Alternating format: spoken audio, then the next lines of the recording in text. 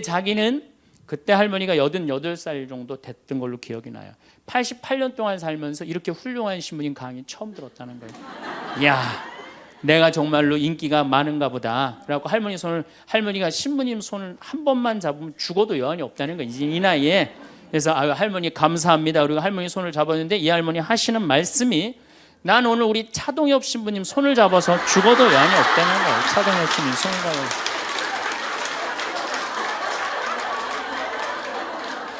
그래서 제가 그랬죠. 할머니, 저는 차동엽 신부가 아닙니다. 저는 황창현 신부입니다. 그렇게 분명히 말씀을 드렸는데 이 할머니는 황창현이라는 사람 알지도 못하는 거예요. 그래갖고 또 뭐 상담하고 싶다는 분들이 있어서 상담을 쭉 하고 있는데 저쪽에 있는 할머니가 안 가고 기다리고 계시더라고요. 사람들이 다 떠나는데 할머니가 또 오셨어요. 이 유명한 신부님 손 한번, 우리 차동엽 신부님 손 한번 더 잡아보자고.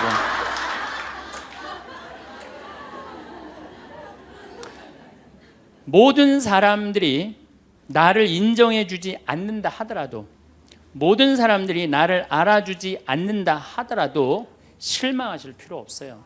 그리고 우리가 인생 살아가면서 모든 사람이 나를 인정해주는 일은 없어요. 근데 신부님 강론을 듣고 가슴이 뻥 뚫렸다는 거예요. 아, 내가 남은 인생 30년이나 남았는데 어떻게 살아야 되는지 너무너무 잘 들었다고. 근데 신부님이 다음 주에 이제 돈 다 쓰다가 꼴가닥 죽는 방법을 알려준다고 그랬는데 그 주간에 당신이 어딜 가갖고 못 들었대, 내 강의를. 그래갖고 꼴가닥 죽는 방법을 알려달라고 전화를 했더라. 야, 정말로 순천의 할아버지도 나한테 전화를, 기분이 너무너무 좋더라고요. 근데 하느님은 참 짓궂게도 그 전화 끊자마자 이번에는 저 부산에서 전화가 왔어요. 황창현 신부를 바꾸라고.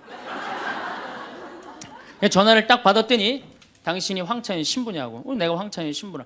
당신 요즘 왜 그런 강의를 방송에서 나와서 해서 집안을 평지 풍파를 일으키는 거야. 그러니까 내 강의를 듣고 시어머니일 거예요. 시어머니가 내 강의를 듣고 며느리를 불러서 한 소리 한 거지. 나 안 죽는데더라.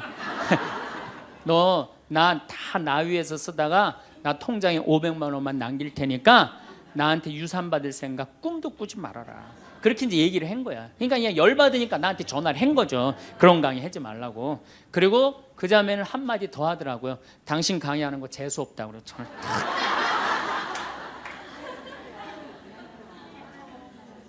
내가 그 전화를 받고 기분이 좋았겠어요? 나빴겠어요?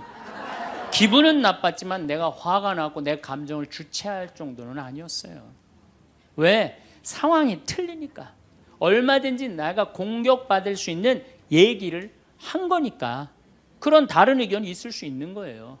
그걸 일일이 다 대응하려고 그러면요, 나중에 내가 어떻게 될 것 같아요? 미쳐요. 미쳐요. 여러분들, 요즘 나는 가끔 텔레비전 보면서 총리들도, 대통령도 막 신발 막 던지고 막 결함 막 던지고 그러잖아요. 대통령한테도. 우리가 남이 나한테 평가하는 게 전부는 아닙니다. 자기 소신, 자기 확신, 자기 멋이 있으면은요, 누가 뭐라 그래도 별로 거기에 흔들리지 않아요. 사람은요, 동그란 사람이 있고 네모난 사람이 있고 세모난 사람이 있고 별난 사람이 있어요. 그렇죠? 근데 꼭 사람 중에 삐죽한 사람이 있어. 삐죽한 사람. 말 한마디라도 꼭 아프게 하는 사람이 있어요. 그래갖고 내가 이제 마음 먹고 파마를 싹 했단 말이야. 마음 먹고. 그래갖고 이 동그란 사람이 파마를 딱 했는데 삐죽한 놈이 딱 와서 한마디 합니다. 파마를 왜 그렇게 했어? 얼굴이 떡판 같아 보이잖아. 그럼 이 동그란 사람 피가 뚝뚝 떨어져요, 안 떨어져요? 뚝뚝 떨어지는데 동그란 사람 특징은 뭐냐? 남한테 싫은 소리 하면 안 되는 줄 알고 있는 거예요. 그러니까 동그란 사람이 그렇게 내 가슴에 피가 떨어지면 한마디 해줘야 될 거 아니에요. 내가 떡판이든 뭐든 네가 무슨 상관이냐 이렇게 얘기를 해야 되는데, 동그란 사람은 파마를 왜 그렇게 해서 얼굴이 떡판 같잖아. 그러면 동그란 사람이 뭐라고 그러냐면, 그러게 해다 보니 그렇게 됐네. 그리고 어디 가서 울기 시작하냐면 성당에 가서 울기 시작하는 거예요. 예수님, 저 삐죽한 여자가 나보러 떡판이래요. 근데 예수님, 당신이 정말로 십자가에서 참고 인내하고 용서하고 사랑했으니까 나도 참고 용서하고 인내하고 사랑할게요. 그래갖고 그냥 겨우 어떻게 주체할 수 없는 걸 다스려갖고 고해성사를 봤어. 고해성사를 봐갖고 용서를 했어. 자기하고 예수님하고 신부님하고는 화해를 했는데 그 삐죽한 사람하고는 화해했어 안 했어요? 삐죽한 사람은 찔렀는지도 모르고 몰라요. 그 사람 피가 흐르는지도 몰라요. 그런데 더 동그란 사람 미치는 건 뭐냐면 그렇게 찔러놓고 딴 데 가고 막 헤헤거리고 또 수다 떨면은 동그란 사람이 속으로 무슨 생각이 들어요? 넌 웃음이 나오니? 난 지금 피가 뚝뚝 흐르는데. 가을이 돼갖고 그냥 또 그냥 마음 먹고 성당을 나왔는데 삐죽한 놈이 동그란 사람한테 한마디 또 합니다. 아니 요즘 남편이 돈 못 벌어? 옷을 왜 이렇게 후줄그리하게 입고 다녀? 그러면 또 피가 뚝뚝 떨어지는 거예요. 이 동그란 사람 여러분들 삐죽한 사람 만나야 돼 만나지 말아야 돼? 만나면 안 돼요. 이 삐죽한 놈 누구 소개시켜줘야 되냐면 별난 놈 소개시켜요. 별난 놈. 찔러도 안 나오는 별난 놈. 이런 놈 소개시켜줘야지 어떻게 모두를 사랑할 수 있어요. 그거는 불가능한 얘기예요. 모두를 사랑한다는 거. 그러니까 여러분들 오늘 이후로 나는 모든 사람을 사랑할 것이다. 그러면 나중에 누가 망가지냐면 내가 망가져요. 모두를 사랑하면서 자기가 완전히 망가지는 거예요. 황창현 신부님의 행복특강 바로 시작하겠습니다. 구독, 좋아요 눌러주시고 남겨주신 댓글엔 답글 달아드리겠습니다. 만약에 우리가 인생 살아가면서 이 화만 안 내도 우리 인생이 굉장히 평탄할 것 같아요. 근데 가끔 잘 참다가도 그냥 갑자기 한번 화가 나면은 막 모든 게 막 뒤죽박죽 되시지 않으세요? 저는 이 한국 사회를 보면은 화로 꽉 찬 것 같아. 며칠 전에 그 지하철 2호선에서 할머니 한 분이 손자 같은 그 딸을 손녀 같은 아이를 머리채를 막 힘도 얼마나 좋으신지 그냥 막 하는 모습을 보면서 아 정말 우리나라에 화가 꽉 차 있구나. 우리 인생을 살아가면서 분노를 억제하지 못하고 돌이킬 수 없는 잘못을 저지를 때가 참 많아요. 홧김에 어떨 때는 부모도 죽여요. 홧김에 남편도 죽이고 홧김에 아내도 죽이고. 그래서 이 화를 잘 다스린다는 게 굉장히 중요한 것 같아요. 그럼 여러분들 언제 화가 나요? 화가 나는 건 언제 화가 나냐면 무시당할 때. 남편이 시댁 식구들 앞에서 아니면 성당 모임에서 우리 마누라는 할 줄 아는 게 아무것도 없다. 얼굴이 잘생겼나 음식을 잘하나 성격이 좋으나 마음에 드는 게 하나 없다고 정말로 남편이 구박하면은 정말로 속에서 부글부글 끓죠. 내가 누구한테 남편뿐만 아니라 다른 사람한테 내가 무시당할 때 우리는 화가 나요. 여기서 분노가 끌어올리죠. 또 남편들은 또 언제 화가 나요? 이 세상에서 아내한테 구박받을처럼 화날 때가 없는 거예요. 당신 월급이 얼마냐? 우리 뭐 먹고 사냐? 누구 남편은 마누라 밍크코트 해줬대더라. 막 이러면은 남편도 막 홧김에 눈이 확 돌아가는 거죠. 여러분들도 남편 아내 말고 또 누구한테 화날 때 누구한테 무시당할 때 화가 나느냐면은 자식한테 무시당할 때 화나는 거예요. 더욱이 기가 막힌 거는 5살, 6살짜리한테 무시당하면요 막 끌어올라요. 여러분들 5살, 6살짜리가 막 엄마 말 안 듣고 살살 거짓말 시키면 화나요 안 나요? 뻔히 이놈이 거짓말하는 거 아는데도 살살 거짓말 시키면 엄마는 막 화가 나요. 그래갖고 엄마가 막 자백하라고 그러죠. 너 이게 거짓말 아니냐고. 그럼 애는 끝까지 감춰요. 그럼 엄마는 그거 감추는 게 화가 나갖고 애를 막 두들겨 패죠. 근데 사실은 여러분들 그 아이들한테 화나는 거는 애가 문제가 있어서 여러분들 마음 안에 화가 꽉 차 있어서 그래요. 아니 그 5살, 6살짜리가 거짓말하면 얼마나 하겠어요. 그리고 자기가 잘못하면은 거짓말하는 건 인간의 본능이에요. 여러분들 국회의원들 청문회 볼 때 보면 거짓말 해야 안 해요? 장관 후보자들 청문회 할 때 보면 거짓말 해야 안 해요? 아니 그렇게 대단한 자리에 올라간 사람도 거짓말하는데 5살, 6살짜리가 거짓말한다고 그게 화가 나갖고 두들겨 패고 그러면 안 되죠. 그리고 뻔히 얘가 거짓말하는 거 알면서도 확인한다고 계속 자백해라, 진실을 말해라. 내가 보니까 거짓말하는 애가 나쁜 게 아니라 그렇게 몰아치는 엄마가 훨씬 나쁜 거예요. 그래갖고 마음 안에 뭐가 있느냐면은 너 한 번만 걸리기만 해봐라. 내가 가만히 두나 봐라. 그래갖고 한 번 걸리면은 한 번만 걸리기만 해봐라라고 95%의 엄마가 별론데요, 자식들한테.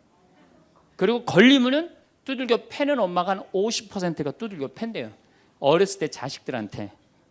이게 문제죠. 예. 또 누구 때문에 화가 나요, 여러분들? 죽지도 않는 시어머니 때문에 열받잖아요. 그냥 막 90, 100살이 됐는데도 그냥 안 죽고 그냥 건강하고 배고프다고 그러고 밥 내놓으라고 그러고. 또 우리 또 할머니들은 누구 때문에 화나요? 내 마음 몰라주는 며느리 때문에. 그러니까 사실은 화는 어디서 가장 많이 나느냐면 가정 안에서 가장 많이 나는 것 같아요. 다른 데보다는 가정 안에서 자식 때문에, 남편 때문에, 부모 때문에, 아니면 며느리 때문에 화가 나는 거죠. 화는 날 때 보면 작은 일로 시작해서 크게 터집니다. 되게 아무것도 아닌 일로 화를 내기 시작해서 나중에 크게 터져. 그 화나는 걸 보면은 다이너마이트 이렇게 타들어가는 거 보시죠? 도화선 싹 타들어가다가 마지막에 터질 때는 어때요? 산도 무너뜨리고 막 불도 막 만들어내고 그러잖아요. 그러니까 우리가 화가 날 때는 그 다이너마이트 도화선에서 살살살살 탈 때 그때 꺼야 돼. 그게 끝에 가갖고 이게 터질 때까지 나를 복구 기다리고 있으면 나중에 큰일 납니다. 여러분들 처음에 집에서 불이 났을 때, 조그만 불이 났을 때 빨리 끄면은 그 다음에는 번지지도 않죠. 근데 그 끄지 않고 그냥 막 계속 놔두면은 나중에 불이 커지면 그땐 끄고 싶어도 꺼요, 못 꺼요? 못 끄는 거예요. 그러니까 화라는 거는 잘 빨리 다스리는 훈련이 필요한 거예요. 내가 김치찌개 저녁에 요즘 배춧값이 너무 뛰었다고 그래서 딴 데 이 배춧값 신경 쓰느냐고 김치찌개를 좀 짜게 끓였어. 남편이 딱 한 숟갈 먹어보니 이놈의 마누라 맨날 끓이는 김치찌개 하나 제대로 못 끓이느냐고. 그럼 부인이 여보 미안해, 요즘 배추 한 포기에 15,000원이래. 그래서 내가 그 어떻게 올 겨울에 김장을 할까 그걸 고민하다가 간 보는 걸 깜빡했어. 그러니까 오늘은 다른 반찬하고 먹으면 다른 날은 내가 맛있게 해줄게. 이렇게 말하는 마누라는 한 명도 없어요. 당신이나 외식 시켜줘 봤어? 아니 김치찌개가 짠 날도 있고 맛있는 날도 있죠. 어떻게 맨날 당신 입에 딱딱 맞춰서 끓여주느냐고. 그럼 남편이 외식도 못 시켜주고 그래서 좀 미안해갖고 다른 반찬하고 먹으면 다행인데 남편 절대 안 지죠. 너는 맨날 집에서 텔레비전만 보고 해는 일이 뭐 있느냐고. 집안 청소를 제대로 하느냐, 반찬을 맛있게 하느냐. 그러면은 부인이 당신이 나 옷 하나 제대로 안 사주고 그래서 나 텔레비전에서 그거 내 아이 쇼핑 하는 거다. 그럼 또 남편이 넌 시집 올 때 해갖고 온 게 뭐가 있는데. 이러면은 점점 김치찌개로 시작해서 부부 능력 시집 올 때까지, 그리고 이제 나중에는 이렇게 사느니 너 죽고 나 죽자. 그래갖고 여러분들 뉴스 보도를 보면요, 자세히 보면요, 이런 뉴스가 굉장히 많이 나요. 아파트 15층에 느닷없이 14층에서 불이 나요. 그래갖고 소방관들이 와서 불을 끄고 주위 사람들 증언을 들어보면은 밤새 고함 소리가 오고 가고 난 뒤 불길이 치솟았다. 그러니까 이 홧김에 이렇게 사느니 너 죽고 나 죽자. 그래서 이불 방 한가운데다 갖다 놓고 석유 뿌리고 그리고 불 지르는 게 방화의 14%래요. 홧김에 지르는 불이 14%래요. 그 다음에 이 화라는 단어를 보면 불화자야. 여러분들 화가 나면 막 불이 나는 거야, 속에서. 이거를 다스리지 못하고 이거를 끄지 못하면은 우리가 점점 크게. 근데 화는 내면 낼수록 문제가 해결될까요? 문제가 꼬일까요? 화는 내면 낼수록 문제가 꼬여요. 제가 20년 전에 제가 알던 분 시동생이야. 근데 이 양반이 굉장히 다혈질이었어요. 성탄절 전날 불법 유턴을 하다가 걸렸어요. 걸려갖고 정경이 딱 잡아갖고 불법 유턴했습니다. 벌점 15점에 벌금 7만 원입니다. 나는 안 했다. 내가 분명히 봤습니다. 이놈의 새끼 안 했다는데 왜 자꾸 그러느냐? 너 경찰서장이 누구냐? 누굽니다. 그래 마침 친구였나 봐요. 내 친구인데 너 가만히 안 놔두겠다고 귀싸대기를 때렸어요. 정경 귀싸대기를. 했더니 정경이 가만히 있어요. 공무집행방해로 철창에 집어넣어 버렸어요. 그래서 거기서 길길이 뛰다가 그 자리에서 뇌출혈로 죽었어요. 불법 유턴한 거 하나 때문에. 근데 우리는 그런 일들 참 많아. 옛날에도 이 저기 공중전화 오래 한다고 그런 사건도 있었죠.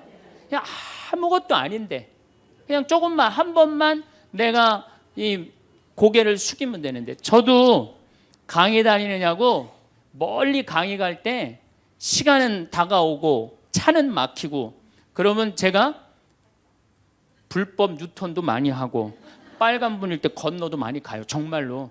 왜냐하면 나를 기다리는 분이 보통 500명, 1000명인 경우가 많잖아요. 서울 올 때가 제일 그럴 때가 많아요. 딱 걸리면 저는 딱 문 내리고 로만 칼라 딱 보여주면서 제가 뭐라고 그러냐면 정말 미안하다. 내가 불법 유턴한 거, 내가 신호 어긴 거 인정한다. 그렇지만 내가 강의가 있어서 그러니까 좀 잘 좀 봐줘라. 그런 경찰들이 대부분은요, 침 뱉은 거, 안전벨트 안 한 거, 벌점 없는 걸로 끊어주지 굳이 그거 벌점 매기면서 끊어주는 경찰 없어요. 인생 살아가면서 고개를 한 번만 숙이면은 문제가 해결될 때가 너무 많아요. 근데 그 한 번을 숙이는 게 우리가 안 될 때가 참 많아요. 가끔 잘 하다가도 어느 날 안 숙여지는 날이 있죠. 그거를 숙이는 것을 훈련이 된 사람이 성숙한 사람이에요. 그 사람이 정말로 어디다 내놔도 그 사람 문제 없이 살 사람이에요.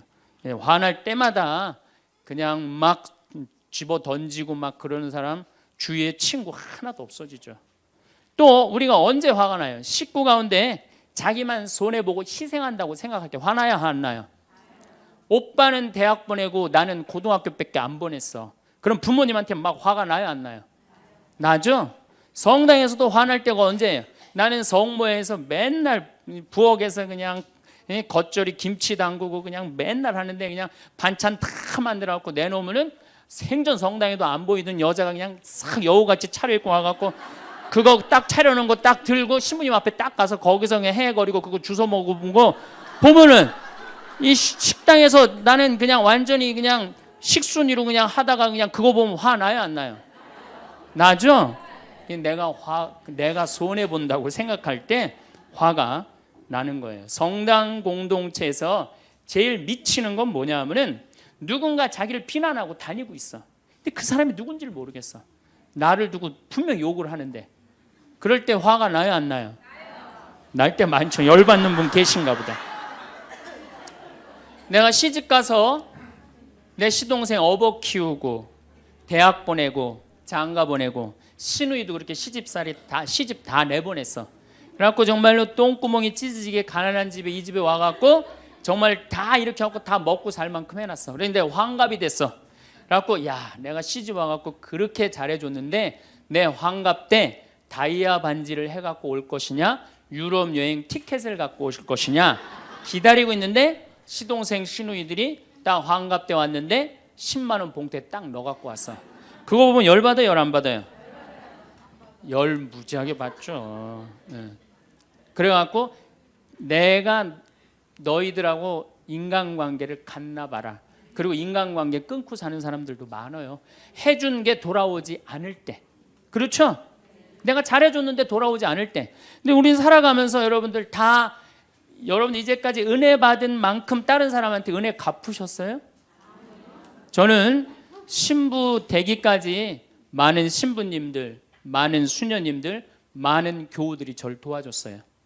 근데 신부 돼갖고 일일이 그분들한테 쫓아다니면서 다 감사했는가? 생각해보니까 다 하지 못했더라고요. 나도 다 감사하지 못했는데 내가 그 감사를 받지 못한다고 화낼 필요는 없지 않는가, 그런 생각이 들어요. 제가 신학교 다닐 때 우리 학장 신부님이, 돌아가신 배문환 신부님이 영성훈화 할 때 아주 이해하지 못하는 훈화를 꼭 하셨어요. 여러분들은 본당 신부가 돼갖고 교우의 40%만 지지를 받아도 여러분들은 성공하는 신부입니다. 근데 전 신학생 때 이해가 안 갔어요. 신학생 때 왜 이해가 안 갔느냐 하면은 내가 신학생 때 인기가 얼마나 좋았느냐면은 막 방학 때 가면은 주일학교 애들이 막 매달려 갖고 길을 못 갔어요.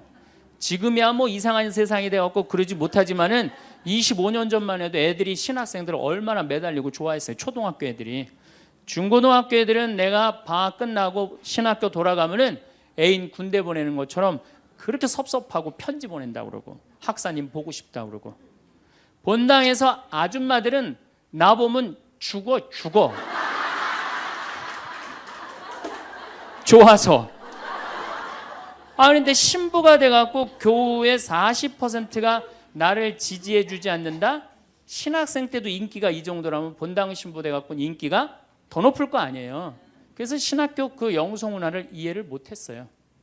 근데 막상 제가 신부가 되고 보니 교우의 40% 지지받는 거는요, 하늘의 별 따기보다도 어렵더라고요. 왜냐하면은 우리나라 지금 통계적으로 미사 참여율이 25% 나와요. 그러니까 정말로 그 신부님이 지지받는 신부님이다. 제대로 40% 지지받는 신부님이다. 그러면은 교우의 40% 미사 참여율 나와야 될 거 아니에요. 그러니까 교우가 1000명이라면 400명은 나와야 될 거 아니에요. 2000명이라면 800명이라면 나와야 되는데 2000명 중에 800명 나오는 본당은 없어요. 2000명이라면 한 500명 정도, 600명 정도 나와요. 많이 나와요. 우리나라 평균적으로. 그러니까 40% 지지받는다는 게 어려워. 예수님은 나 환자 10명 고쳐줬는데 몇 명 돌아왔죠? 1명 돌아왔어요. 그러니까 여러분들 주위에 있는 사람들 10명한테 잘해줬어. 10명한테 잘해줬는데 9명이 돌아오지 않는다고 해서 섭섭할 필요가 없다는 얘기죠.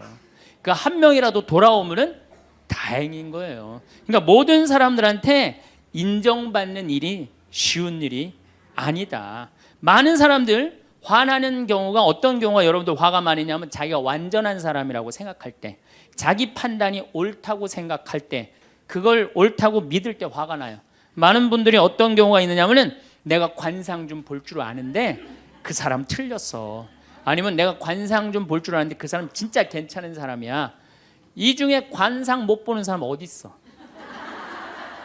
50년, 60년 살으면은 딱 보면 다 알지. 그렇죠? 그런데 그게 맞는 경우도 있고 틀리는 경우도 참 많아요. 근데 우리는 어떤 착각을 갖고 있냐면 내가 적어도 판단하는 건 맞다고 생각해요. 다 여기 저를 포함해서 여러분들 모두가 그런 생각을 해요. 근데 그게 허물어졌을 때 화가 나는 거예요. 그게 허물어졌을 때. 제가 지난달에 뉴욕에 강의를 갔었어요. 퀸즈 성당이라는 데서 강의를 했는데 교우들이 진짜 많이 나왔어요. 정말로 꽉 찼어요. 강의를 하는데 정말로 반응이 아주 좋더라고요. 이 강의가 끝나고 이제 본당 신부님하고 사제관을 올라가는데 따라오는데 이게 한국 사람이 안 따라오고 미국 여자가 따라오는 거예요. 미국 여자가 따라와갖고 그러는 거예요. 신부님, 자기가 신부님 강의를 한국말을 잘 못 알아들어서 잘 알아듣지는 못하지만은 너무 감동을 받았다고. 신부님은 정말로 하느님의 사람이라고. 나는 듣다 내 강의를 정말로 감동받다 못한 미국 여자까지 내 강의를 감동을 받는구나.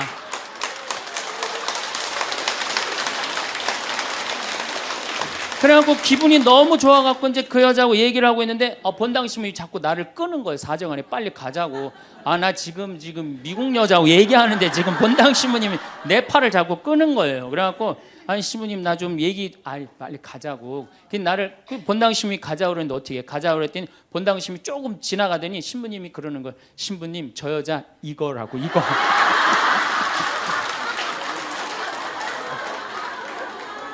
한국에서 강의만 오면은 강의 오는 신부님한테 쫓아다니면서 저런다고. 난 내가 강의 잘해갖고 그런 줄 알았더니 쫓아와갖고 그냥. 내가 성당 봉사한다고 해서 모두가 나를 알아봐 줄 거라고 착각해서는 안 됩니다. 성당에서 열심히 봉사하는 우리 형제 자매님들 가운데 요셉 형제 없으면 우리 성당 쓰러져. 마리아 자매님 없으면 우리 성모에 없어져. 우리 데레사 자매 없으면 성가대 없어져. 그 말 믿지 마세요. 없어져도 성당 잘 돌아가요. 성가대에서 데레사 자매 빠져도 오히려 더 잘 돼. 그러니까 내가 그렇게 대단한 인정을 받는다고 내가 그런 자리에 차지한다고 생각하는 그때부터 내가 불행해지기 시작하는 거예요. 제가 늘 가끔 드리는 말씀이지만은 제가 작년 5월 달에 서울 오금동 성당에 강의 갔어요. 강의를 갔는데 그때도 막 많이 모였어요. 여러분들만큼. 그때는 베드로 얘기를 했어요. 베드로가 여러분들 굉장한 분이에요. 만약에 예수님한테 베드로가 없었다면 예수님이 없을 정도로 베드로는 예수님한테 절대적인 존재였어요. 막 그런 얘기를 막 하고 막 그러는데 교우들이 반응이 대단히 좋았어요. 그래서 이제 강의 1강의가 끝나고 쉬는 시간이 됐는데 22년생 할머니야. 머리가 하얀 할머니가 자기가 돌아가신 추기경 형님하고 동갑이라는 거예요. 근데 추기경 형님이 항상 자기하고 친한데 동창이라고 그랬다는 거예요. 추기경 형님, 김수환 추기경 형님이. 근데 자기는 그때 할머니가 88살 정도 됐던 걸로 기억이 나요. 88년 동안 살면서 이렇게 훌륭한 신부님 강의 처음 들었다는 거예요. 이야, 내가 정말로 인기가 많은가 보다. 그래갖고 할머니가 신부님 손을 한 번만 잡으면 죽어도 여한이 없다는 거예요. 이제 이 나이에. 그래서 할머니 감사합니다. 그리고 할머니 손을 잡았는데 이 할머니 하시는 말씀이 난 오늘 우리 차동엽 신부님 손을 잡아서 죽어도 여한이 없다는 거예요. 차동엽 신부님 손을 잡아서.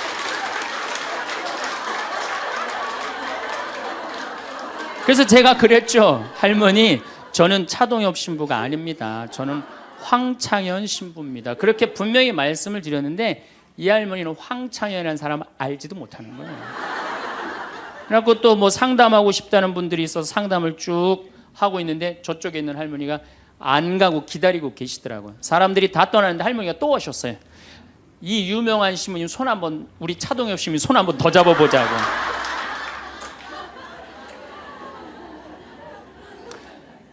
모든 사람들이 나를 인정해주지 않는다 하더라도, 모든 사람들이 나를 알아주지 않는다 하더라도 실망하실 필요 없어요.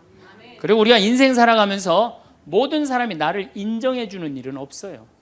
그러니까 여러분들 가운데 모든 사람이 나를 좋아해. 이분은 사실은 나중에 불행의 씨를 갖고 있는 분이에요.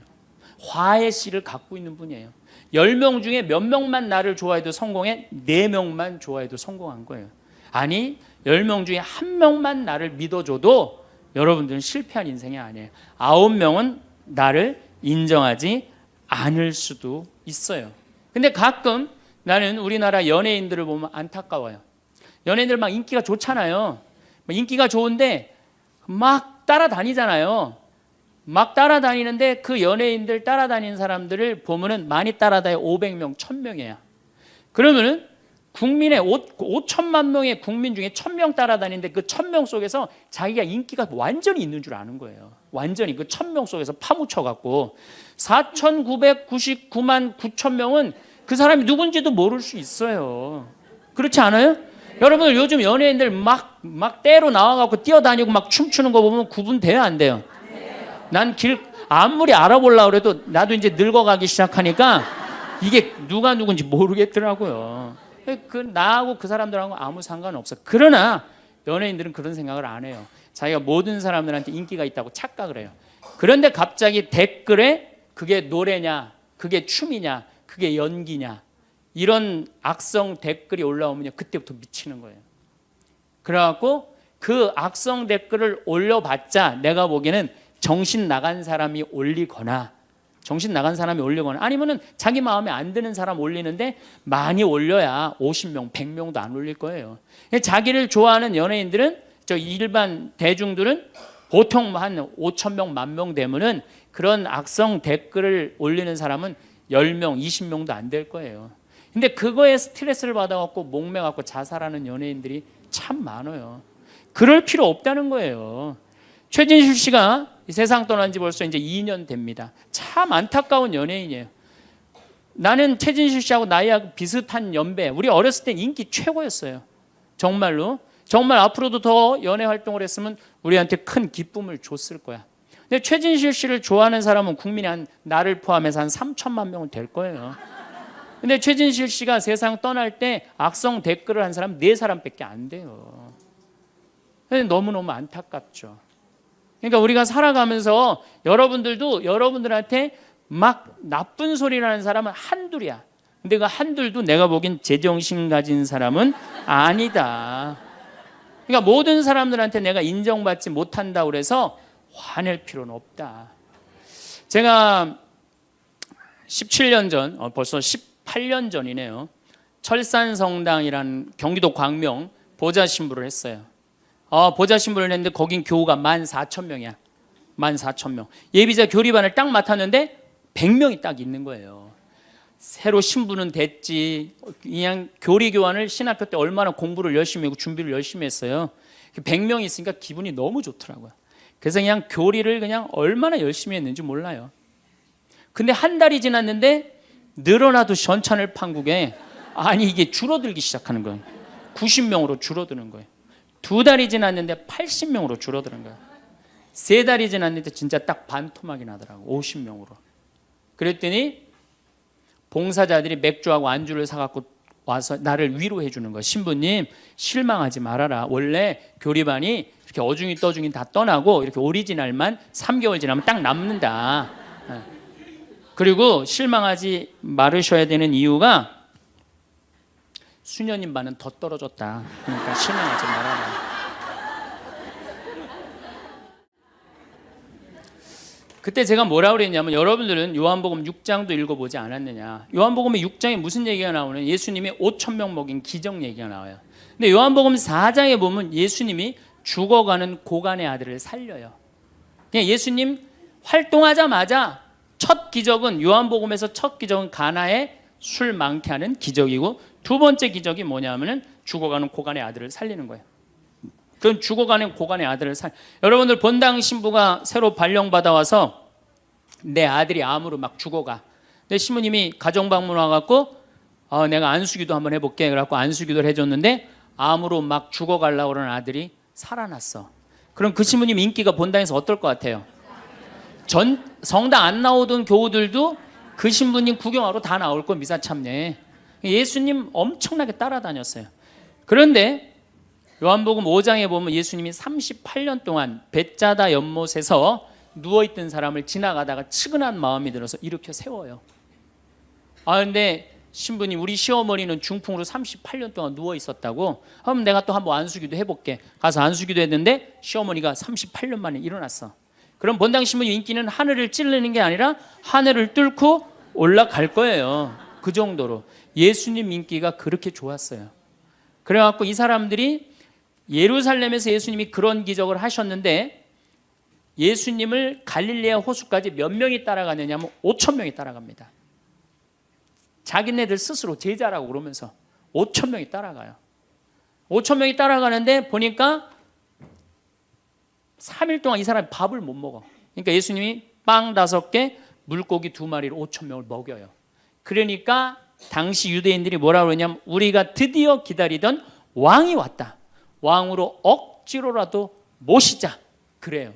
그러니까 예수님이 딱 사라졌다가 저녁에 딱 나타나는데 갈릴레아 호수에 나타나는데 성서에 25에서 30 스타디온 정도 배가 떨어져 있었다고 그랬어요.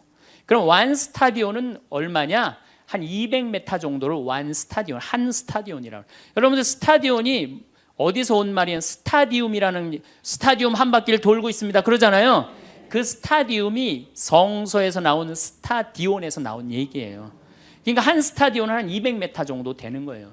그걸 30 스타디온을 걸었다면은 얼마를 걸은 거냐면은 6km를 걸은 거. 무리를 쫙 미치는 거죠. 사람이 무리를 걸은 거를 보면 미치지 않아요. 만약 여러분들 내가 강의한다고 저 뒤에서 걸어서 안 들어오고 공중부양으로 떠서 쫙 들어온다고 생각을 해봐.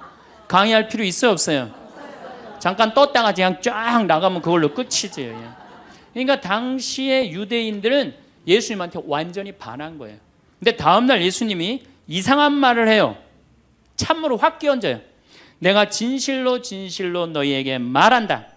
너희가 사람의 아들의 살을 먹지 않고 그의 피를 마시지 않으면 너희는 생명을 얻지 못한다. 그러나 내 살을 먹고 내 피를 마시는 사람은 영원한 생명을 얻고 나도 마지막 날에 그를 다시 살릴 것이다.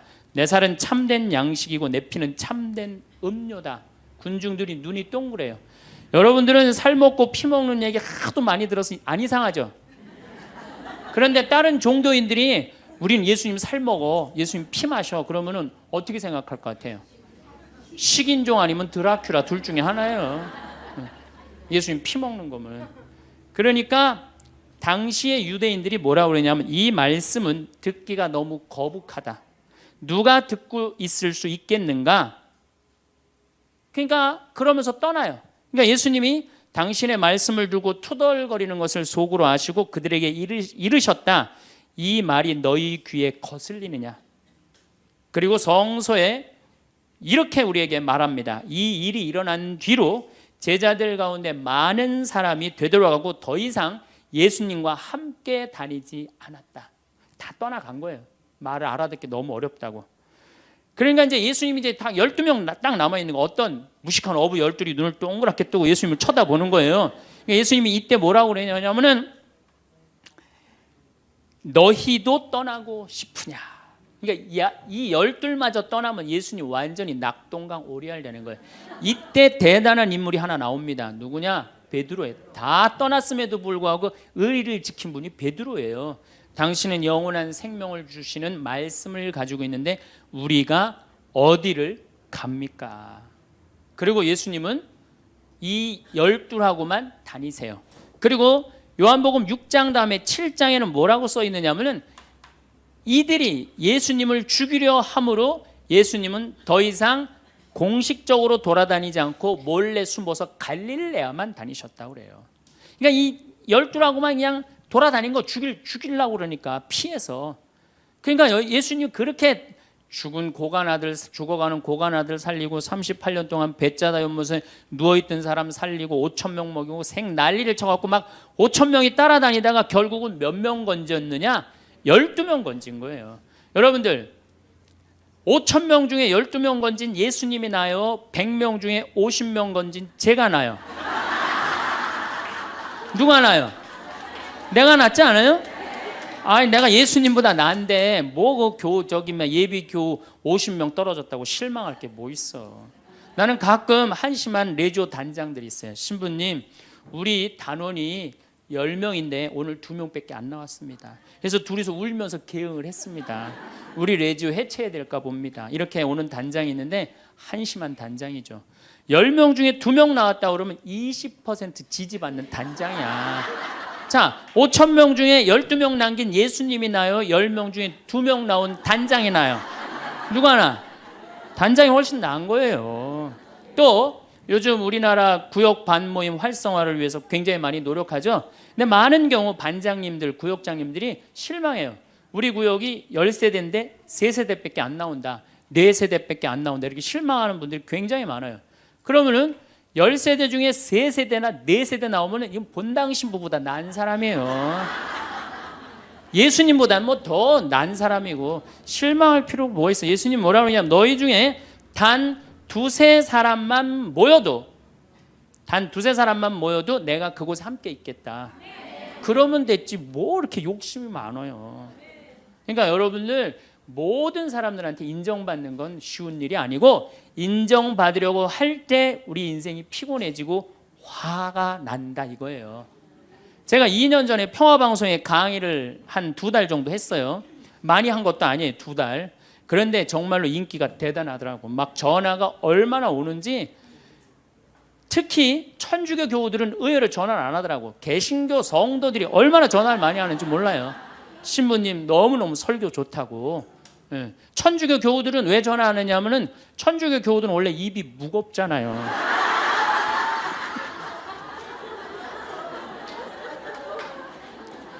급기야는 목사님이 전화를 하셨어요. 신부님 우리 교회에 와서 설교를 주일 예배에 좀 해달라는 거예요. 그래서 제가 주일 예배에 가서 설교를 했어요. 그때 이번에는 천안에서 스님이 전화를 하셨어요. 우리 절에 와서 설법을 해달라고. 더욱이 나는 그 주지 스님을 아직도 잊지 못하는데 참 좋으세요. 겸손하시고. 상좌에 앉혀서 제가 설법도 주일날 했어요. 뭐 인기가 뭐 천주교, 개신교, 불교 막 올라가는 거예요. 기분이 끝내줬는데 갑자기 전화가 한 통 왔어요. 평촌에서 사는 할머니야. 근데 이 할머니가 전화를 우리 직원한테 황창현 신부를 바꾸라고 전화가 온 거예요. 근데 문제는 황창현 신부님을 바꾸라는 건 좋은 말 하려고 전화한 거예요. 황창현 신부를 바꾸라는 건 따지려고 전화한 거예요. 전화를 딱 받았더니 당신은 정의구현사재단이냐 딱 그렇게 물어보는 거예요. 그래서 난 정의구현사재단이 아니다 그랬더니 정의구현사재단도 아닌데 왜 운하를 반대하느냐. 우리나라 경제가 살려면 운하를 해야 된다. 젊은 신부가 경제도 모르고 사회도 모르고 정치도 모르는 신부가 방송에 나와서 운하가 안 된다고 1시간 동안 떠들면 되겠느냐. 그리고 당시 수원교구 주보에다가 운하 안 된다고 한 달을 주보에다 써내는데 그 60만 명 70만 명이 있는 주보에다 그런 글을 쓰면 되느냐. 그리고 당신 앞에 행복론 강의도 하나도 재미없었다. 나와서 방송 나와서 강의하지 말아라. 그래서 전화를 탁 끊는 거예요. 제가 기분이 좋았겠어 나빴겠어요? 기분은 나빴지만 그 할머니 때문에 화를 주체하지 못해서 내가 목을 매갖고 자살을 해야 되겠다 이 생각은 안 했어요. 생각이 다 틀린 거예요. 생각이 틀리고 상황이 다 틀린 거예요. 내 강의를 듣는 사람이 10,000명이라면 10,000명 중에 5,000명은 나하고 생각이 같을 수 있어요. 근데 5,000명은 나하고 틀릴 수 있어요. 5,000명이 틀리다고 그 5,000명 때문에 화낼 필요는 없다. 아, 나하고 틀릴 수도 있구나. 이렇게 생각하면 마음이 편안하거든요. 근데 그런 것 때문에 뭐 화를 내고 열낼 일이 뭐가 있어요. 또 한 번은 내가 노인에 대한 강의를 했어요. 우리 이제 안 죽는다. 우리 이제 100살까지 산다. 110살까지 산다. 그러니까 자식들한테 재산 물려주지 말고 다 여러분 위해 쓰다가 죽어라. 그리고 통장에 얼마만 남기면 되냐? 500만 원만 남겨라. 500만 원만. 그렇게 마음껏 쓰다가 죽을 때는 돌아다니다 지치면은 그냥 죽을 땐 꼴까닥 죽어라. 네, 이렇게 강의를 했더니 정말로 할머니들이 이번에는 전화를 무지하게 하는 거예요. 너무너무 내 노년을 확실히 알려줘서 고맙다고. 이번엔 순천에 있는 할아버지가 전화를 하셔서 신부님 저는 70 먹은 노인인데 침례 교회를 다닙니다. 근데 신부님 강론을 듣고 가슴이 뻥 뚫렸다는 거예요. 내가 남은 인생 30년이나 남았는데 어떻게 살아야 되는지 너무너무 잘 들었다고. 근데 신부님이 다음 주에 이제 돈 다 쓰다가 꼴까닥 죽는 방법을 알려준다고 그랬는데 그 주간에 당신이 어딜 가갖고 못 들었대 내 강의를. 그래갖고 꼴까닥 죽는 방법을 알려달라고 전화를 했더라. 야, 정말로 순천의 할아버지도 나한테 전화를 기분이 너무너무 좋더라고요. 근데 하느님은 참 짓궂게도 그 전화 끊자마자 이번에는 저 부산에서 전화가 왔어요. 황창현 신부를 바꾸라고. 전화를 딱 받았더니 당신이 황창현 신부냐고. 내가 황창현 신부라. 당신 요즘 왜 그런 강의를 방송에서 나와서 해서 집안을 평지 풍파를 일으키는 거야. 그러니까 내 강의를 듣고 시어머니일 거예요. 시어머니가 내 강의를 듣고 며느리를 불러서 한 소리 한 거지. 나 안 죽는 데더라. 너 나 위에서 쓰다가 나 통장에 500만 원만 남길 테니까 나한테 유산 받을 생각 꿈도 꾸지 말아라. 그렇게 이제 얘기를 한 거야. 그러니까 그냥 열받으니까 나한테 전화를 한 거죠. 그런 강의 하지 말라고. 그리고 그 자매는 한마디 더 하더라고요. 당신 강의하는 거 재수 없다고. 그래서 전화를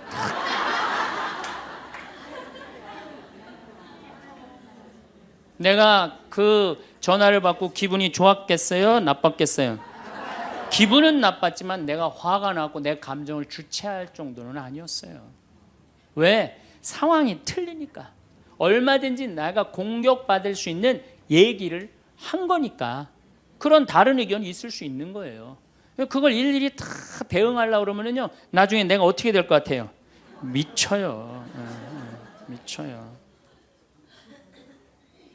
여러분들 요즘 나는 가끔 텔레비전 보면서 총리들도 대통령도 막 신발 막 던지고 막 결함 막 던지고 그러잖아요. 대통령한테도.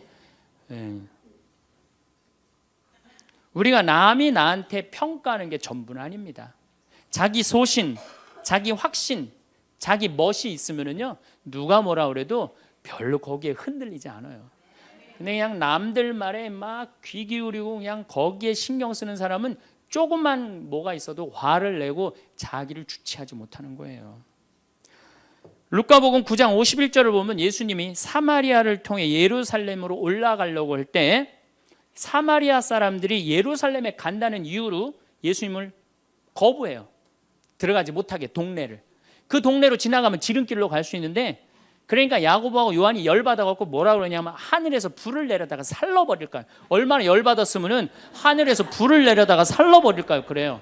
근데 예수님은 이 둘을 꾸짖고 돌아가세요. 아, 예수님도 돌아가는데 우리가 화가 난다고 그냥 열 지르는 사람마다 전부 다 정면 돌파할 필요는 뭐가 있어요? 그렇지 않겠어요? 우리도 예수님처럼 돌아갈 상황이 되면 돌아갈 줄 알아야 됩니다. 세상 사람들이 다 나를 몰라준다 해도 화낼 일도 아니에요. 공자님은 뭐라고 그러셨느냐? 진정한 성인은 자기를 몰라줘도 분노하지 않고 유유자적할 줄 아는 사람이 진정한 성인이라고 그랬어요. 내가 누군데 나를 몰라봐. 왕년에 내가 이 거리를 주름 잡던 사람인데 이 성당 지을 때 내가 어떻게 했는데 나에게 이럴 수가 있어. 내가 시집와서 똥구녕이 찢어지게 가난한 이 집 이렇게 일으켜놨는데 나를 무시할 수 있어?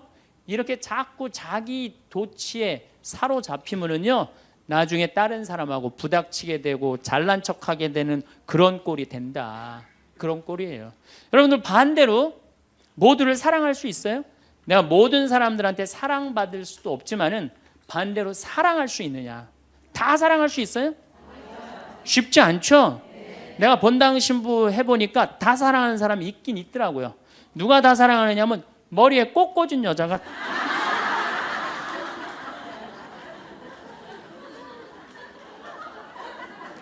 이게 모두를 사랑한다는 게 쉬운 게 아니에요. 근데 우리는 뭐에 지금 쇠뇌가 되어 있느냐면 성당에 나오면 어떻게 해야 된다고 생각해요? 모두를 사랑해야 된다고 생각하지 않아요? 나를 괴롭히는 사람, 나를 미워하는 사람, 나한테 힘들게 하는 사람 다 사랑해야 된다고 생각해요? 그렇게 생각하잖아요. 그리고 은연중에 그런 교육을 받았어요. 은연중에.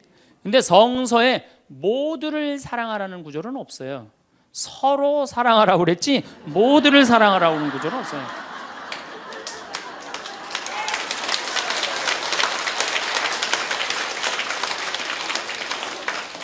그러면은 이 모두를 이 사랑하는 게 얼마나 어려우느냐 요 얘기만 하고 다음 시간에 얘기하도록 하겠습니다. 사람은요 동그란 사람이 있고 네모난 사람이 있고 세모난 사람이 있고 별난 사람이 있어요. 그렇죠? 근데 꼭 사람 중에 삐죽한 사람이 있어요. 삐죽한 사람. 말 한마디라도 꼭 아프게 하는 사람이 있어요. 그래갖고 내가 이제 마음 먹고 파마를 싹 했단 말이야. 마음 먹고. 그래갖고 이 동그란 사람이 파마를 딱 했는데 삐죽한 놈이 딱 와서 한마디 합니다. 파마를 왜 그렇게 했어? 얼굴이 떡판 같아 보이잖아. 그럼 이 동그란 사람 피가 뚝뚝 떨어져요? 안 떨어져요? 뚝뚝 떨어지는데 동그란 사람 특징은 뭐냐? 남한테 싫은 소리 하면 안 되는 줄 알고 있는 거예요. 그러니까 동그란 사람이 그렇게 내 가슴에 피가 떨어지면 한마디 해줘야 될 거 아니에요. 내가 떡판이든 뭐든 네가 무슨 상관이냐 이렇게 얘기를 해야 되는데 동그란 사람은 파마를 왜 그렇게 해서 얼굴이 떡판 같잖아. 그러면 동그란 사람이 뭐라고 그러냐면 그러게 해다 보니 그렇게 됐네. 그리고 어디 가서 울기 시작하냐면 성당에 가서 울기 시작하는 거예요. 예수님 저 삐죽한 여자가 나보러 떡판이래요. 근데 예수님 당신이 정말로 십자가에서 참고 인내하고 용서하고 사랑했으니까 나도 참고 용서하고 인내하고 사랑할게요. 그래갖고 그냥 겨우 어떻게 주체할 수 없는 걸 다스려갖고 고해성사를 봤어. 고해성사를 봐갖고 용서를 했어. 자기하고 예수님하고 신부님하고는 화해를 했는데 그 삐죽한 사람하고는 화해했어 안 했어요? 삐죽한 사람은 찔렀는지도 모르고 몰라요. 그 사람 피가 흐르는지도 몰라요. 그런데 더 동그란 사람이 미치는 건 뭐냐면 그렇게 찔러놓고 딴 데 가고 막 헤헤거리고 또 수다 떨면은 동그란 사람이 속으로 무슨 생각이 들어요? 넌 웃음이 나오니? 난 지금 피가 뚝뚝 흐르는데. 가을이 돼갖고 그냥 마음 먹고 성당을 나왔는데 삐죽한 놈이 동그란 사람한테 한마디 또 합니다. 아니 요즘 남편이 돈 못 벌어?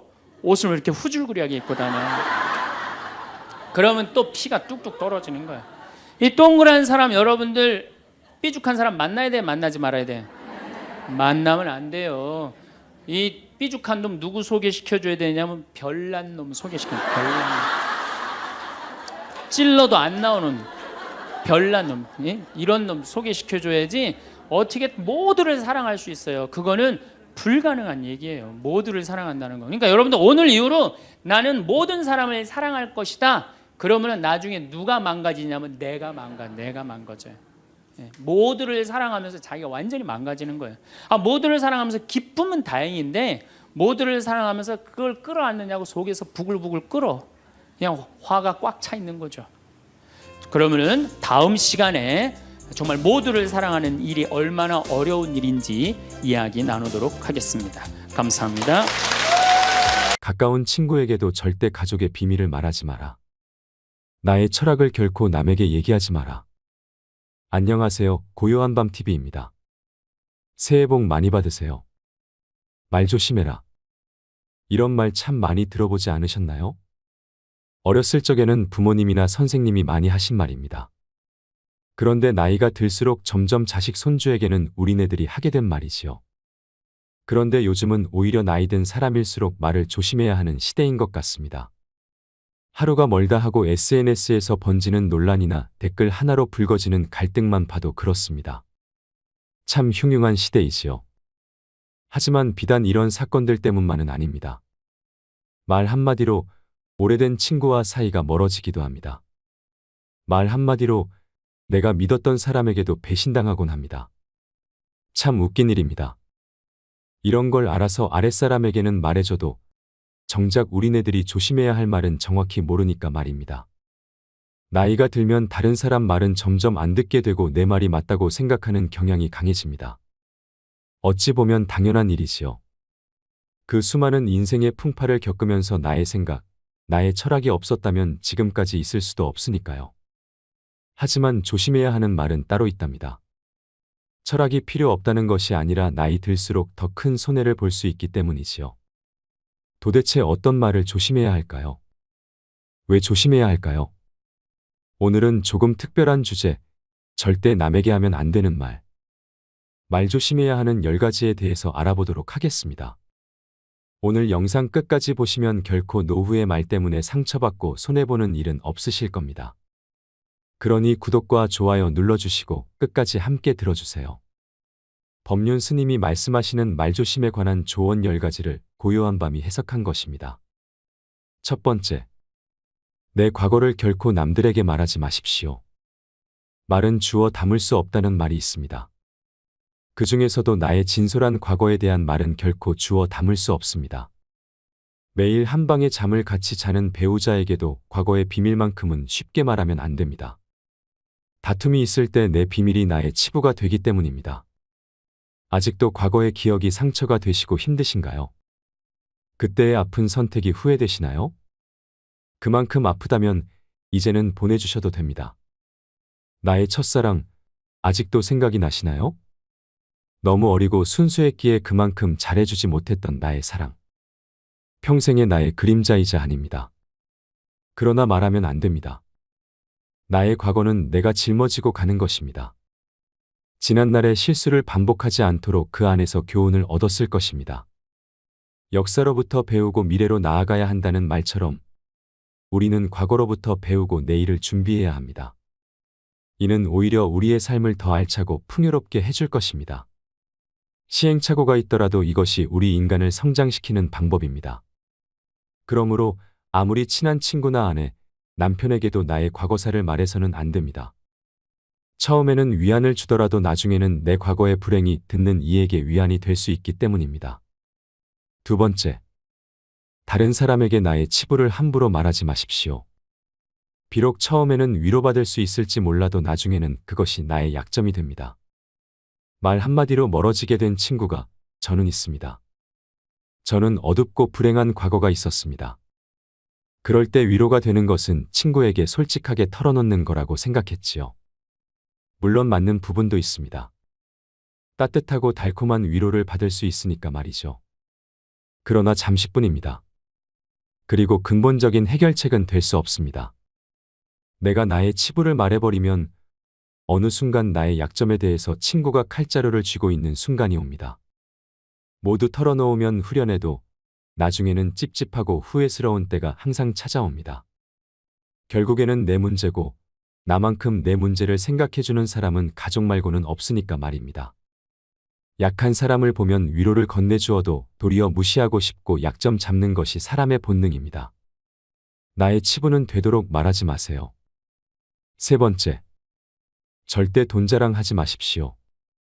돈은 참 무섭습니다. 돈이 좀 있다고 얘기하는 순간 질투하는 사람이 생깁니다.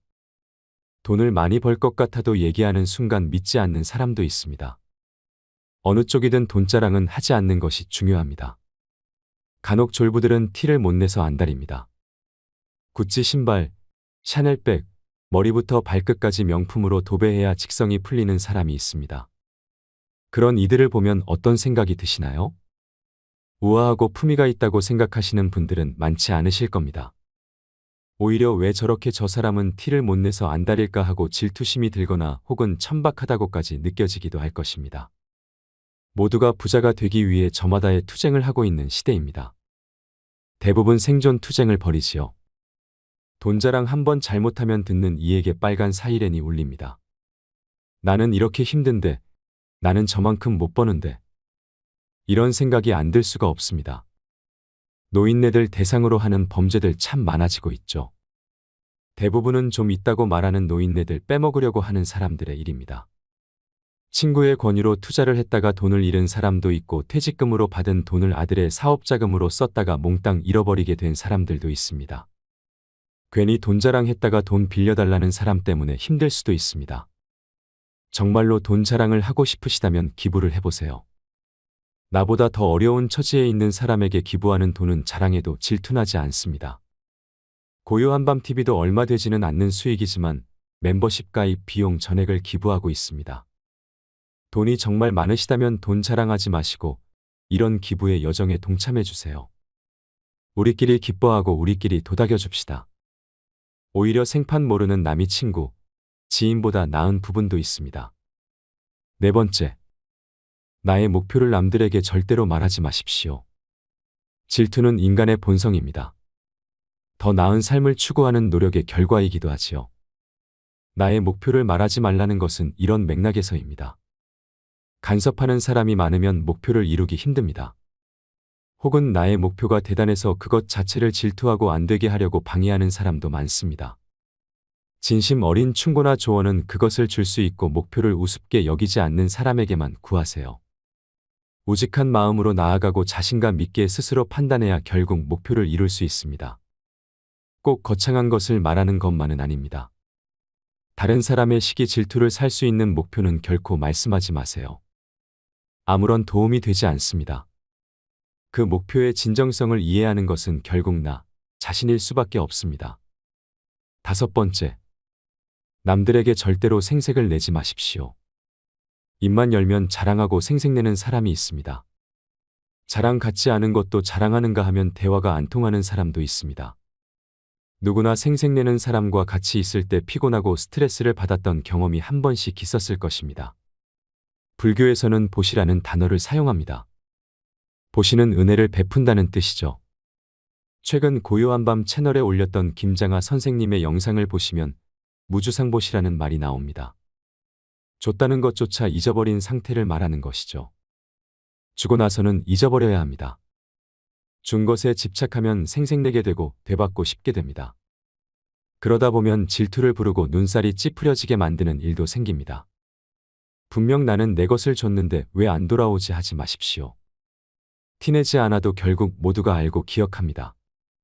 결국 나에게 몇 배로 돌아온다는 것입니다. 당장 오지 않는다 해도 조급해하지 마세요. 내가 아니라면 내 자식, 내 자손에게도 큰 복이 갑니다. 어느 할머니는 평생을 웃는 미소로 베풀고 나누며 살고 계십니다. 당장 보면 손해인 것 같아도 그 자식들에게 다 그 은덕이 내려갑니다. 친구 밥 사주고 술 사주고 하면 잊어버리십시오. 다음은 너 차례지. 저번에는 내가 얼마치를 샀으니. 이런 거 생각할 필요 없습니다. 낼 수 있으면 내고 못 내면 어쩔 수 없는 겁니다. 마음 안에서 진심으로 베푼 것은 모를 수가 없습니다. 사람이 모르면 하늘이 알고 땅이 압니다. 굳이 선행을 밝히지 마시고 생색내지도 마십시오. 진실한 마음은 인생의 경랑 속에서도 항상 승리합니다. 결국 승리합니다. 여섯 번째, 다른 이들에게 내 가족의 비밀을 말하지 마십시오. 가족의 비밀은 가족 안에서도 지키는 것이 우선 중요합니다. 나에게도 누구에게도 털어놓지 못하는 비밀이 있는 것처럼 부모, 형제, 자식에게도 꼭 지키고 싶은 비밀이 있습니다. 혹시 자식의 일기장이나 수첩을 몰래 꺼내어 본 적이 있으신가요? 만약 그렇다면 앞으로는 절대 비밀을 몰래 알려고 하지 마십시오. 나의 비밀이 중요한 만큼 가족의 비밀을 지켜주는 것이 가족의 평화를 위해서 중요합니다. 더 중요한 것은 다른 이에게 가족의 비밀을 말하지 않는 것입니다. 말은 발 없이 천리를 가고 돌고 돌아 세상 모든 사람들이 다 알게 하는 힘이 있습니다. 다른 이를 만나서 가족의 은밀한 비밀과 치부에 대해 안주거리로 올려서 말씀하지 마세요. 서로가 서로를 존중하고 약속을 지킬 때 집안으로 들어오려는 불운도 달아나 버립니다. 꼭 기억하세요. 7번째. 나의 치명적 약점은 절대로 말하고 다니지 마십시오. 누구나 저마다의 약점을 가지고 있습니다. 약점이 없어 보이는 것 같은 사람도 알고 보면 약점 투성이인 경우가 많습니다. 자신의 약점이 부끄럽고 창피해서 다른 사람에게 털어놓고 위로받으려고 하지 마세요. 약점을 말하면 앞에서는 모두 위로해주는 것처럼 보이지만 그중 8명은 뒤돌아서면 내 아픔을 이용해 본인의 이익을 취합니다. 나의 약점을 이야기하면 그 사람에겐 내 삶의 중요한 일부를 담보 잡히는 것과 마찬가지입니다. 피치 못할 상황에서 약점을 이야기해야 할 때도 절대로 모든 약점을 한 번에 이야기하지 마십시오. 일단 말은 입 밖으로 내뱉으면 주워 담을 수 없기 때문에 늘 조심해야 합니다. 말은 많이 한다고 해서 인기가 있는 것이 아닙니다. 오히려 주변에 사람이 모이고 은은한 기운을 바라는 사람은 말하기보다는 다른 사람의 말을 더 잘 들어주는 사람입니다. 치명적인 약점은 혼자의 노력으로만 극복할 수 있다는 것을 명심하십시오. 결국엔 아무도 당신을 이끌어주지 못합니다. 당신 자신이 아니고서는요. 8번째. 당신만의 철학을 남들에게 이야기하지 마십시오. 당연히 사람은 저마다의 신념과 철학을 가지고 있습니다. 이것이 항상 나쁜 것도 아닙니다. 오랜 세월의 격정과 풍파를 이기는데 내 소신이 없었다면 가능했을까요? 생각 없이 사는 사람은 좀비와도 같을 뿐입니다. 그럼에도 남에게 내 철학을 함부로 강요하거나 설득하려 하지 마십시오. 사람은 쉽게 바뀌지 않습니다. 내 마음, 내 습관 하나 바꾸기 어려운데 남들이 내 뜻대로 바뀌기를 기대해서는 안 됩니다. 특히 부모님들께 부탁을 드리고 싶습니다. 자신 문제에 있어 부모의 생각을 강요하지 마세요. 중학생 자녀를 둔 부모님들은 자녀가 부모의 말에 정확히 반대로 행동하고 때로는 반항한다는 사실을 알고 있을 것입니다. 강요해서 잘 되는 것은 없습니다. 자녀를 위해 최선을 다하되 스스로의 철학은 결코 강요하지 말고 올가매지도 않는 것이 중요합니다. 9번째. 친구의 비밀을 알게 되어도 또 다른 친구에게 말을 옮기지 마십시오. 당신을 믿는 친구가 본인의 비밀을 알려주어도 절대로 또 다른 누군가에게 그 말을 옮기면 안 됩니다. 친구의 비밀은 내 마음속 검은 상자 깊은 곳에 넣고 잊어버리십시오.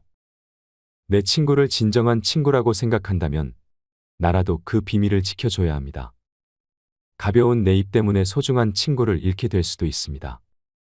슬프고 억울한 일입니다.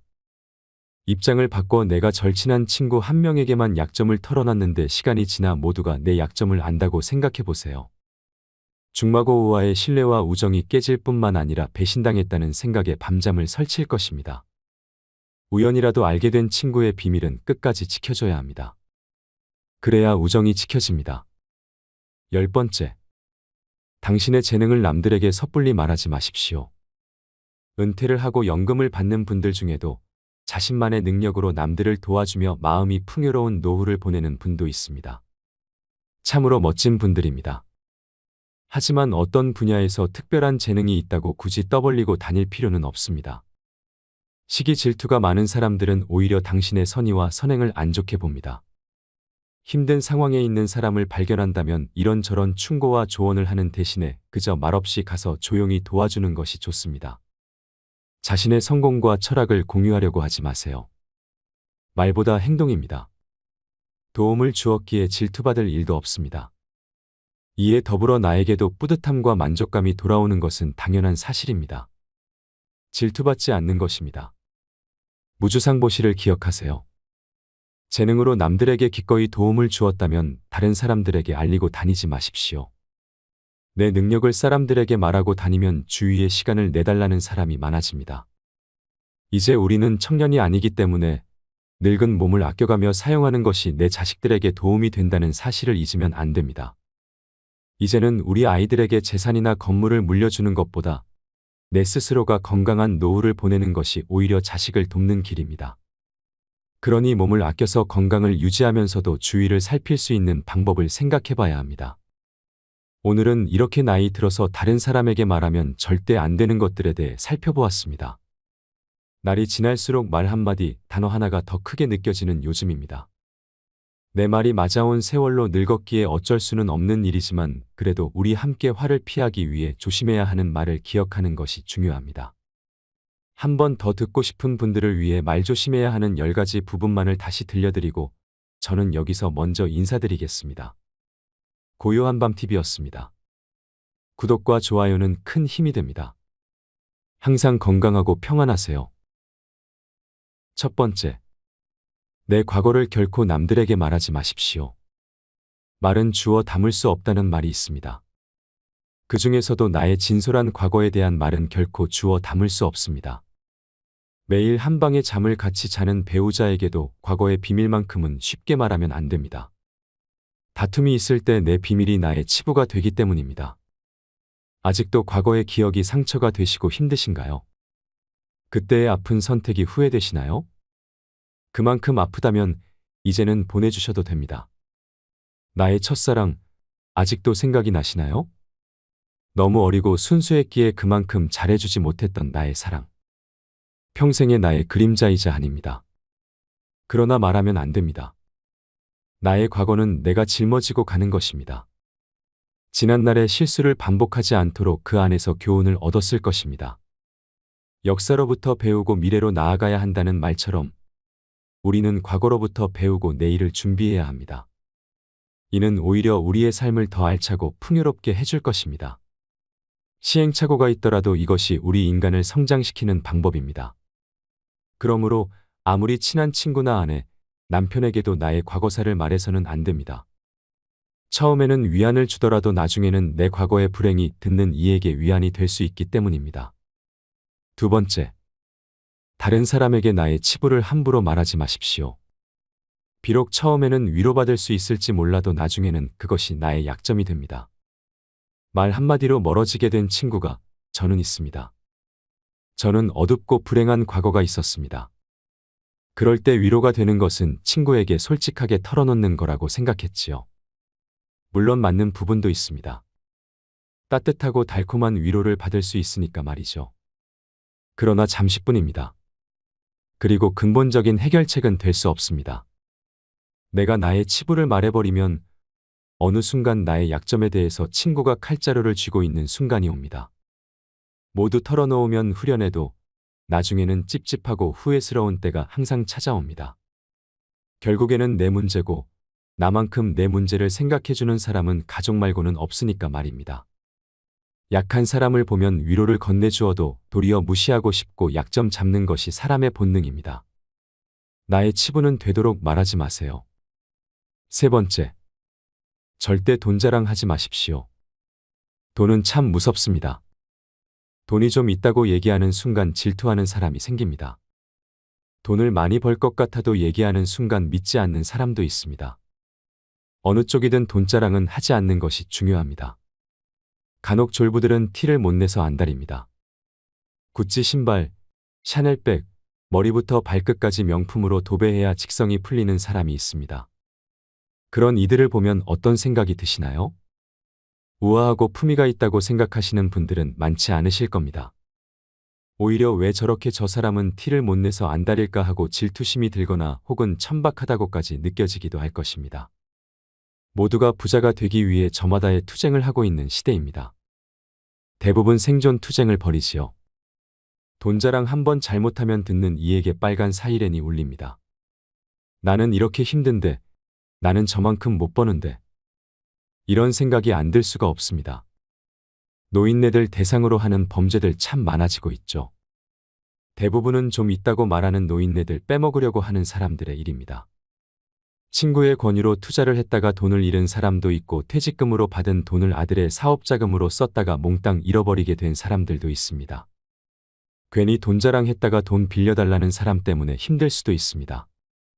정말로 돈 자랑을 하고 싶으시다면 기부를 해보세요. 나보다 더 어려운 처지에 있는 사람에게 기부하는 돈은 자랑해도 질투나지 않습니다. 고요한밤TV도 얼마 되지는 않는 수익이지만 멤버십 가입 비용 전액을 기부하고 있습니다.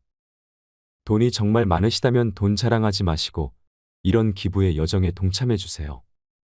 우리끼리 기뻐하고 우리끼리 도닥여 줍시다. 오히려 생판 모르는 남이 친구, 지인보다 나은 부분도 있습니다.